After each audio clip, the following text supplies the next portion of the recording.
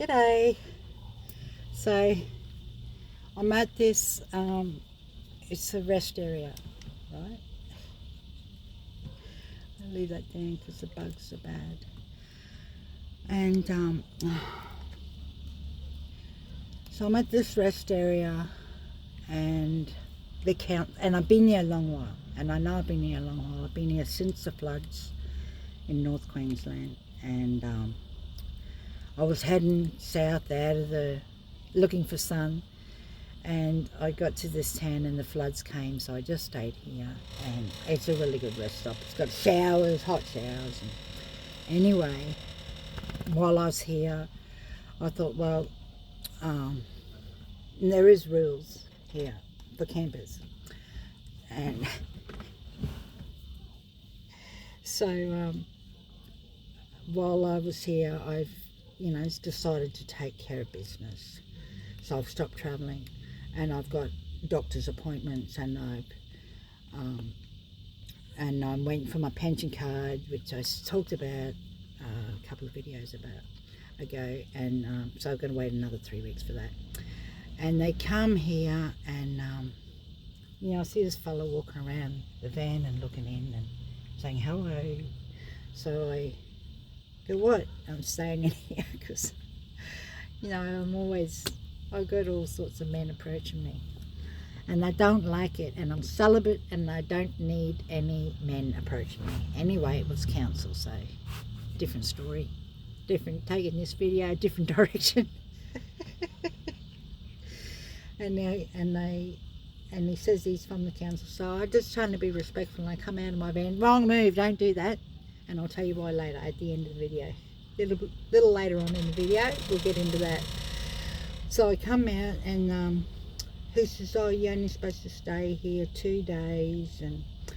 And so I think I'm going to have a normal conversation with someone, but they've got, and they said, well, there's rules there about camping, and I said, oh, no, I'm not camping. I live full time in my van, I'm homeless. And then, and the conversation went on long time. And they've told me to go to this other place, and I said, no, I've Googled it, Googled all the places around here, and you got to pay there, and there's no water, and there's no dump point, and all my appointments are this area here, and that's 25 minutes away, and so I'd have to come to this town every day anyway to empty my toilet. So anyway, the council lady said, oh no, I've been there's no caretaker and it's free. So she went over to information and brought back the pamphlet. So they had right there. And then they left and went and told some other homeless person, another lady who's by herself, to move on. We're doing it hard, and we can't afford, I can't afford rent.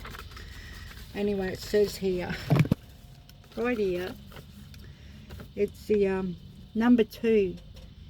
The $5 per night fee is to be paid to the caretaker on arrival. So, she said there wasn't a caretaker, there's no fee, and then brings me all the information that I already know.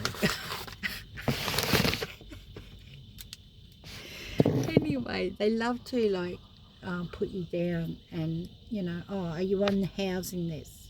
And well, I was on the housing list for years and years, and then I got a phone call when I was in Victoria from Queensland, because I was on the Queensland housing list, and it just should be Australia-wide. I don't know why we have all these states and territories dividing us all up into all different stupid rules, because we're just one country. And they rang me up and said, oh, you're not in this state, we are taking you off the housing list. And I said, oh, I'll be up there soon. Oh, don't take me off the list. No, I'm going to take you off the list. And I said, oh, and they said, when you come back to Queensland, you can apply again. I said, oh yeah, how long's the wait then? Because I've been waiting years. Oh, 30 years. And I said to this fella today, it's a 30-year wait. So I'm not even bothering putting my name down. And besides, he said, no, it's only 2-year wait.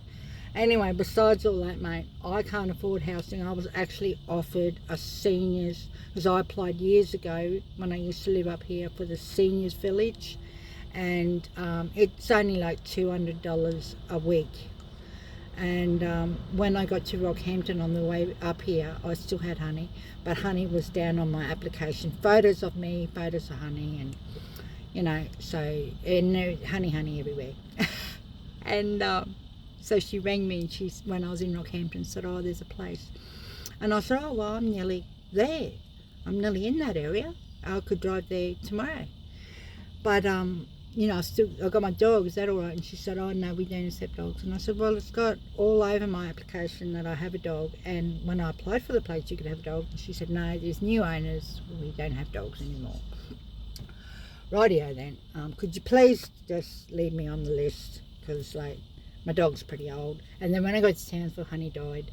And anyway, and I thought when I got Tully, should I get a dog? Because I guarantee you, as soon as I get a dog, this woman is going to ring me a week later, a day later. Oh boy, the next day after getting Tully, she'll ring. And so I got Tully, but before I got him, you know, I decided, well, what can I really afford? You know, rent $200 a week, electricity, and to have a car, which in the places that these seniors homes are, they don't have shopping centres. So the shopping centre's an hour away, an hour drive away. So I'd have to have a car, you know, so I could get shopping. And when you want a car, like you want a car, well, I'm just, on my pension, I'm just keeping this car on the road, and I don't pay rent. I pay for food and keeping this car on the road. So how, you know, I thought, well, I did the math. I can't afford a $200 place in electricity, so I'm going to get a dog, because I prefer to have a dog than live in a seniors village with all old people that are probably drunks and busybodies, and it's just not my drive anymore to be in that sort of situation. And anyway, it wasn't the next day, but a week later she rings me up and she says there's a place that has come available, and to ring this fella Michael. So I rang him up, and it was in Halifax. So, you know, I would need a car because Halifax has nothing. I think it has a corner store, but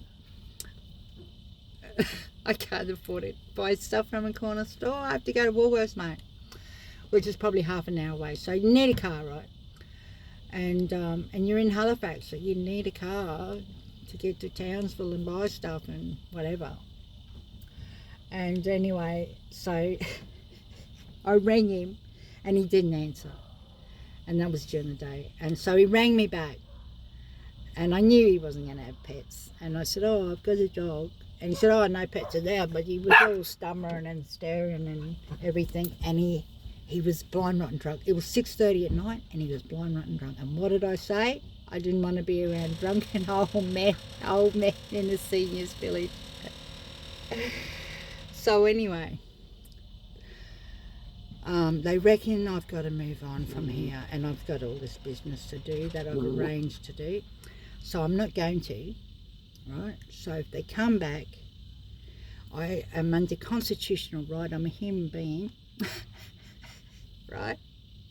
Even though, like, you know, there's federal law, it isn't illegal to be homeless. But then they said the federal law says that local laws and councils can make their own laws.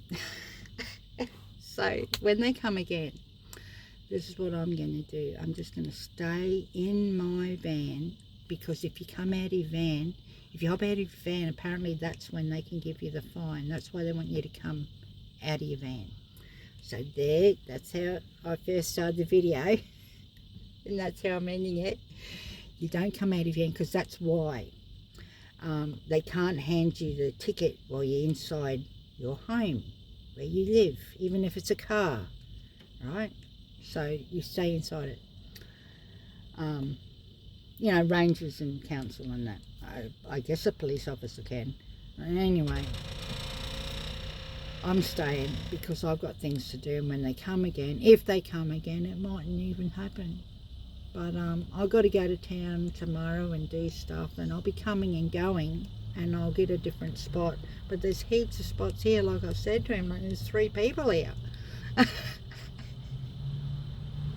And I also told him, you know, this is not a very good job. I think your job should be to go back to and have a meeting with council, a council meeting, and a meeting about your homeless situation here, because this town is full of homeless people, and they all come here for a shower.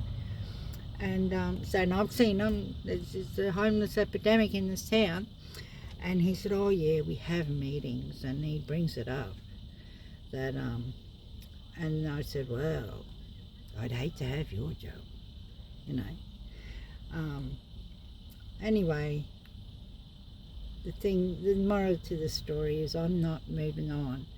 And next time he comes here, I'm just going to say in my van and say, he can write me a fine, but I'm not going to take it, and I'm not going to pay it. So you may as well just put it in the bin.